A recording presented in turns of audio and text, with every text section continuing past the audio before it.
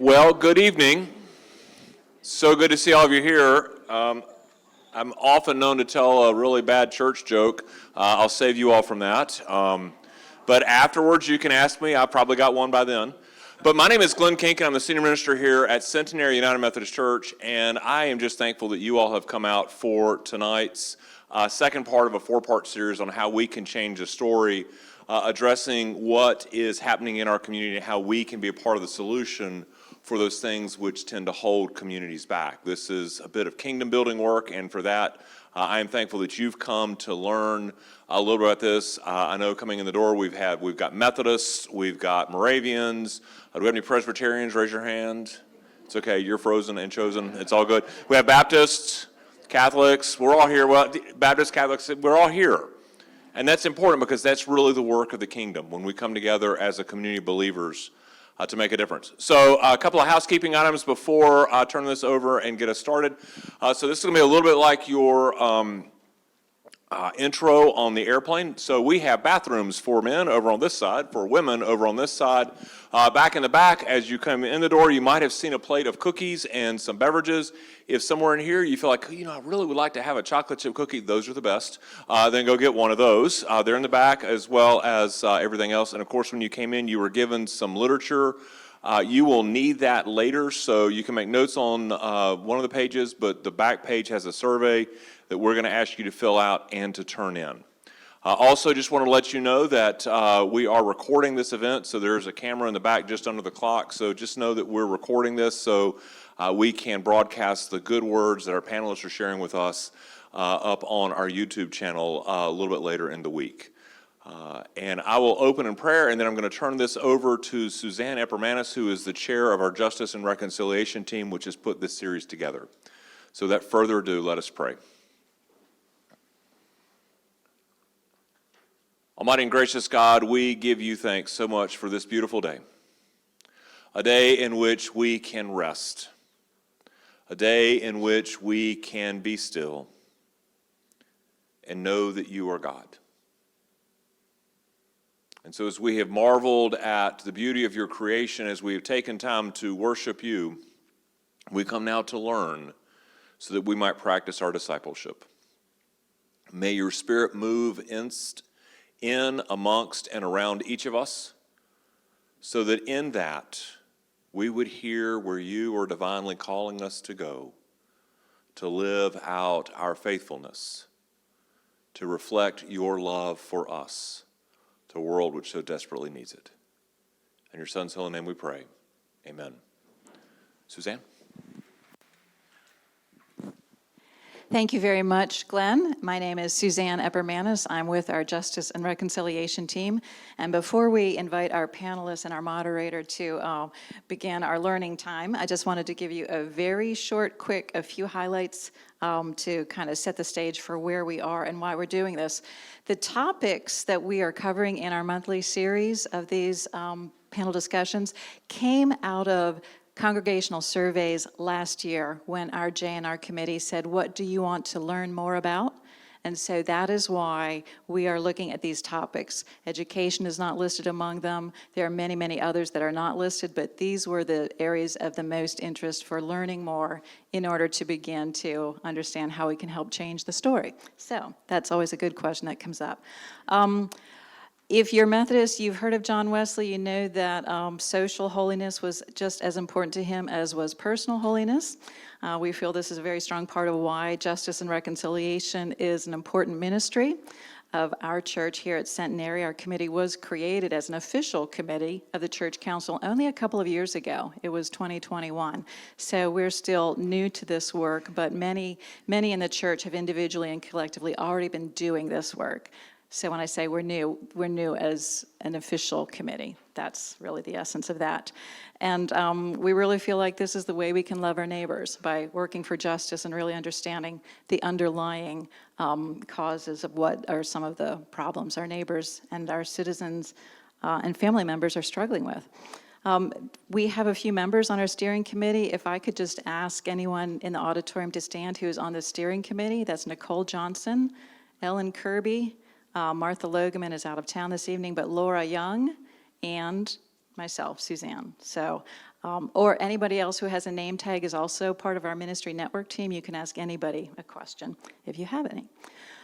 Tonight's discussion will be starting with, you've already started doing some of the learning on your own in your handout, what that you were given. You saw hopefully the fun little quiz on the front page to test your knowledge of how much you already know. For those of you who came here last Sunday, you already have the inside advantage because some of these questions are the same questions. So, it's always nice to get the same quiz twice because your odds increase.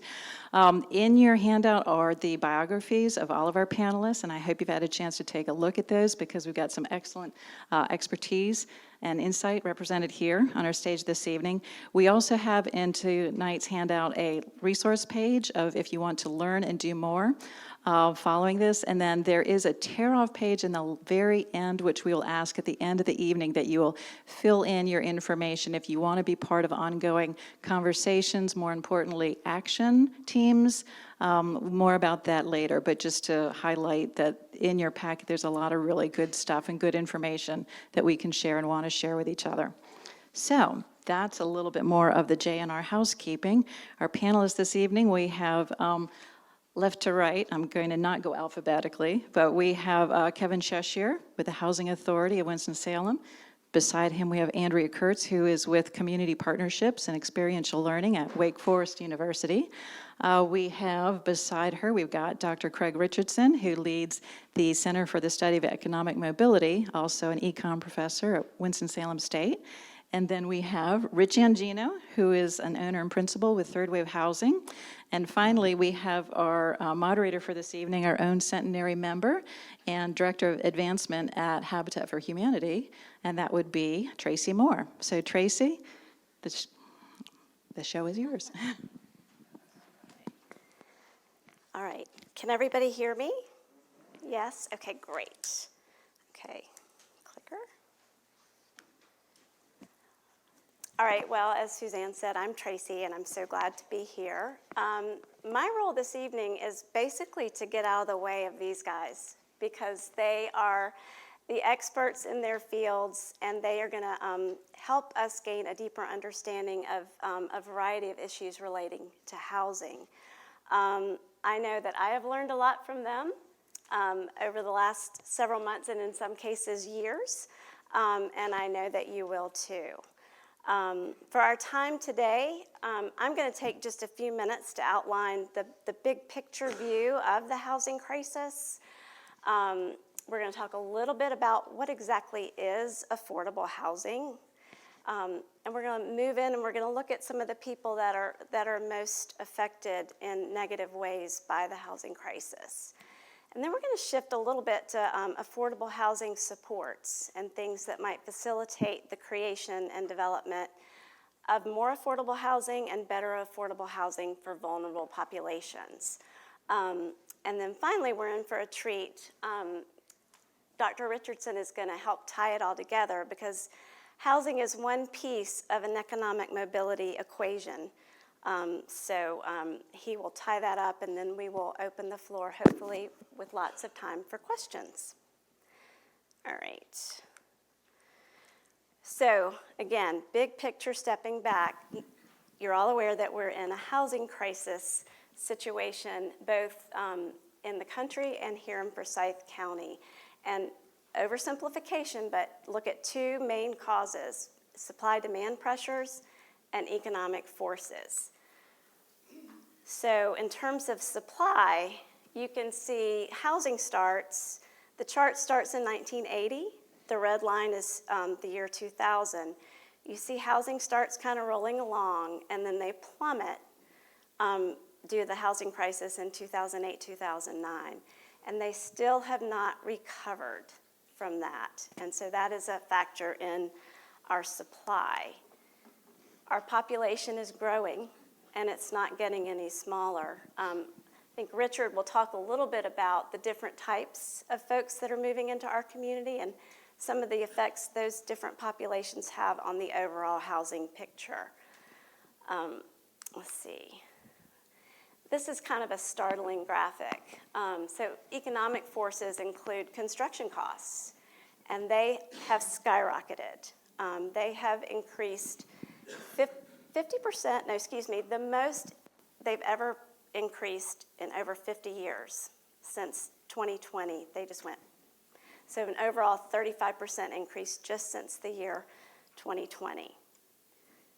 Now you'll see that the average home price has increased as well. Sharp uptick 2020 and over. So I'm going to pause for a second and ask some questions to you guys and ask when you bought your first home. Did anyone buy their first home before the age of 25? Yes. Okay. What about between 25 and 35? Excellent. 35, 40? Okay, so the average price now for a first-time home buyer is upwards to 38 to 42 years old.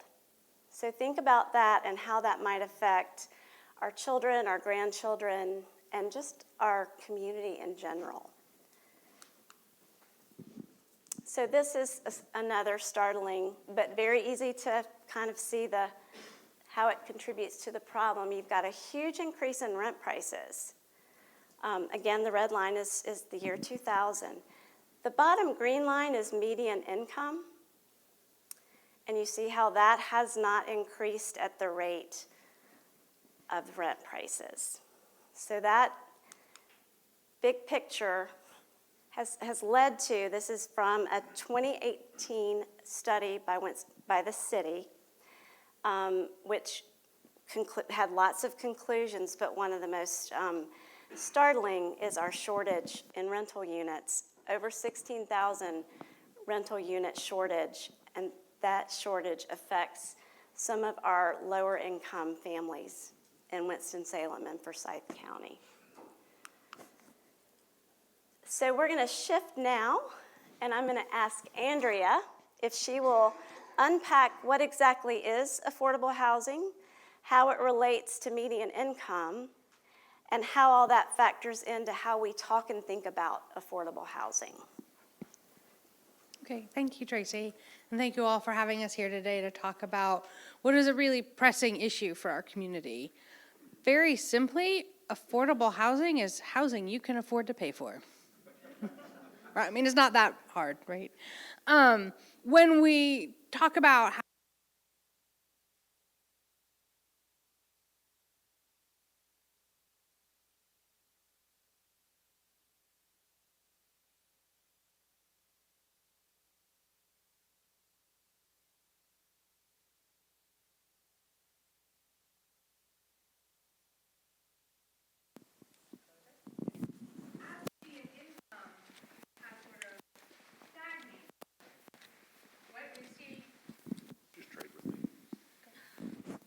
that better? Oh. It wasn't me. Okay. So as median income is sort of stagnating, right, the cost of constructing housing, the cost of rental housing, the cost of maintaining housing keeps going up and up and up, right? So the cost to rent a house, the cost to own a house is going up. People's wages are not going up, which means that people are no longer paying 30% of what they're earning towards housing costs. Some are paying 40, 50, 60%. In the affordable housing crisis that we will talk about, we are really looking at people who are at or below about 80% of area median income. So I can't see that far, but that's okay. So that's a huge chunk of our population, right? So we are talking about people who are law enforcement officers, who are teachers, people who work in our hospitals. So we think about our hospitals, we need doctors, we nurses. Our hospitals don't stay open if they don't have people providing food, if they don't have janitorial staff, if they don't have housekeeping staff, if they don't have CNAs. All of these folks are in this 80% and below area median income in our community, right? So one of the problems, if we don't have housing for the sector of our community, and they can't afford to live here, they will move somewhere where they can afford to have housing, right? So what we're seeing is people are moving out into the counties around us, right? I was at a doctor's appointment a couple months ago. The nurse who was working with me was talking about how she forgot something at home and it was too far to go away. She lives in Salisbury. She was working in Clemens, right? She has almost an hour commute, right? In LA, that's sort of normal. In North Carolina, that's not a normal thing, right? As we start to lose people who work at these service wage level jobs, begin to affect our ability to keep hospitals open, to keep restaurants open, right? And it begins to affect the whole quality of life in our community, right? So as we think about what does affordable housing mean, it means that as a community, we need to make sure we are building and preserving housing stock for everybody who lives here across the wage spectrum. Okay, thank you so much, Andrea. We're going to shift a little bit. You saw in that previous chart kind of the breakdown in terms of income brackets for our population in Forsyth County. So if you look at this, I took the 67,800 households, and then you look, we're going to move into the biggest section of that pie, which is people that make less than $20,000 a year, and there are 25,000 households in that category. And so we're going to move in. I'm going to let Andrea talk about our vulnerable populations and the challenges that they face with affordable housing. Sure. So there's lots of people in the community who are living on extremely low wages, so $20,000 and below. Many of them are on fixed income. They may be receiving Social Security, they may be receiving disability income. Many of them are single head of households, so they may be working parents with young kids. They do not have any flexibility in their monthly budget, right? So if they can find housing that they are paying 30% of their rent, of their income towards, right? That still leaves them very little margin for things in their budget like field trips or an unexpected utility bill or an unexpected car repair. Right, and so the population of folks that are living at $20,000 or less, right, which also includes everyone making minimum wage, is very vulnerable to having a housing disruption. Housing disruption comes in many ways, right? Often it is, right, sometimes there's a fire or, some other damage to the house, a hailstorm that makes the house uninhabitable. More often than not, it's an eviction. Right? And those evictions happen because people are not able to pay their rent because there was an unexpected event in their life, right? That they became behind. Sometimes it's an unexpectedly enormous utility bill, right? Sometimes it's they had a flat tire, they couldn't afford to get the tire repaired. They don't have transportation to work, right? All of that spirals down into an economic spiral.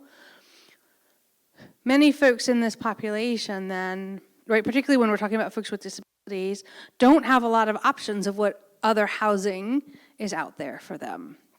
Right, so for many folks with disabilities on very low and fixed incomes, the housing authority is a major sort of factor in their ability to find and afford to stay in housing. If they lose access to being able to get housing through the housing authority, or they just aren't lucky enough to be selected to get housing from the housing authority, they're out there in the market on their own, right? And if you're earning $20,000, right, a third of that is like 9,000, 7,000, sorry, I'm doing a lot of math, right? So they're looking at like $300-400 a month. There is nothing in this market right now that $300 or $400 a month.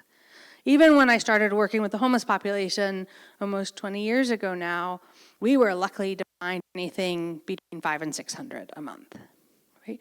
So the rental costs are out of the reach for a huge number of folks. So where do they go? Because they're not all out on the street. Right? Many of them are in hotel motels. right? So before the pandemic, we had no idea how many people in our community were living in hotel motels. At the beginning of the pandemic, they all started calling me. There are thousands of people in our community living in hotels and motels. And often what the pattern looks like is they have enough income either at the beginning of the month or when they have a good week at work and they are staying in a hotel towards the end of a month, or right, if they don't have enough hours at work that week, they will either go and double up with friends and family, or they may come and stay in a homeless shelter. They may go sleep in their car. Right, and so what we have is a population that's very unstable.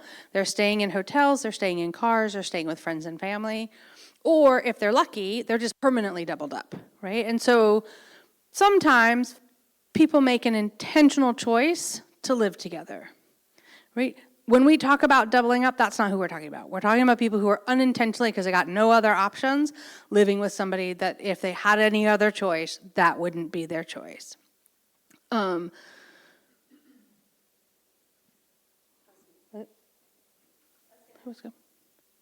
Okay. Yeah, move into some of the programs, and then we'll transition to Kevin and what, Sure. and So as I mentioned, in this vulnerable population, there's a lot of folks with disabilities. So there are many people with disabilities who are perfectly capable of working in the open market, earning a living wage, and being able to support themselves. There are also many people with disabilities who cannot, right? And for those people who are not able to earn enough or work enough hours because of their disabilities, right, we have a type of housing called permanent supportive housing. So all that means is that it's housing, like any of us might be living in, but it is also service enriched, right? So many of us may be familiar with types of supportive housing or permanent supportive housing that's aimed at adults with developmental disabilities. Right, for the most part, our adults with developmental disabilities are not self-supporting.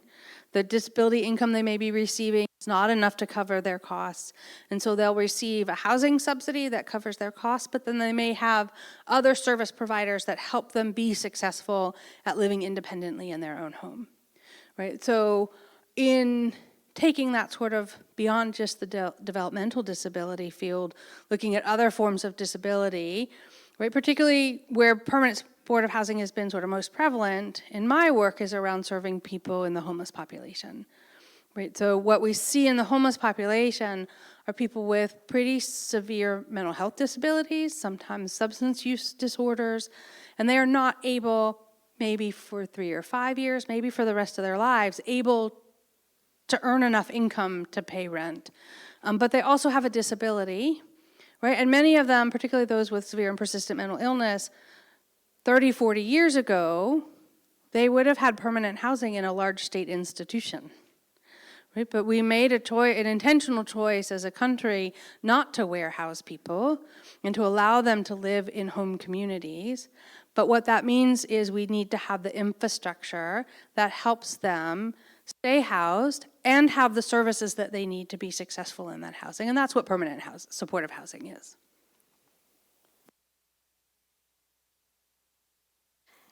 Thanks, Andrea. And so we're focused on supports for lower income citizens, and Andrea just covered permanent supportive housing. We're going to move in and we're going to talk with Kevin about public housing and housing choice vouchers. So Kevin, I've got some different part questions for you. Question 1, imagine you're teaching a class about housing public policy to first-year grad students who want to become city planners or work in the sort of the city government or do what you do. How would you outline how public housing has evolved since its inception in '34 and the role HAWS plays in the community? Second part, how would you explain to these grad students how you intersect with the nonprofit community? Sure. I might have to get you to remind me about that second part, Okay. but I'll get to it, I promise. Well, I work for one, so. Okay, great, yeah. So, as a threshold matter, I would say if they had ever seen my transcript, I would not be teaching any classes.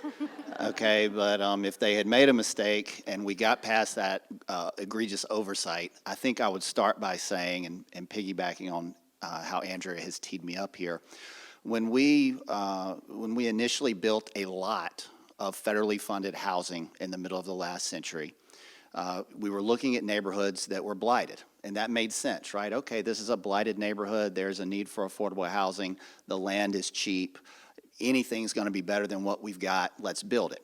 And there's a tendency, because obviously, you know, with the benefit of hindsight being 2020, to criticize those policy decisions. And I just want to acknowledge that we create policy incrementally, and we have a tendency to suggest that perfect is the enemy of good. And I want to just acknowledge that I'm not suggesting that any of these policy decisions were bad on their face. I think we have learned as we have made those decisions, and our housing policy has evolved. What we have learned from those, I'm going to call them mistakes, having caveated that as I did, is that warehousing poor people in one area of town is bad. And that's how we started. And we've still got legacy developments in our city that reflect that. Cleveland Avenue Homes, Piedmont Park, Crystal Towers, and Sunrise Towers.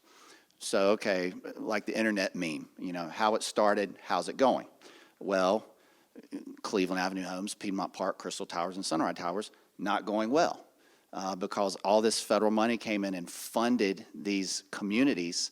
And then HUD will tell you, this is not a policy statement that I'm making or a political point that I'm trying to make. HUD will tell you that it calculates how much money it costs to operate these public housing communities, and then it prorates that amount every year. So HUD calculates and says it should cost $5 million to operate Crystal Towers. Congratulations, we're going to give you an 89% proration this year. Good luck. And after 25, 35, and in the cases of the communities that we've just identified, 60 plus years of those iterations, you have buildings that are dilapidated. They are functionally obsolete.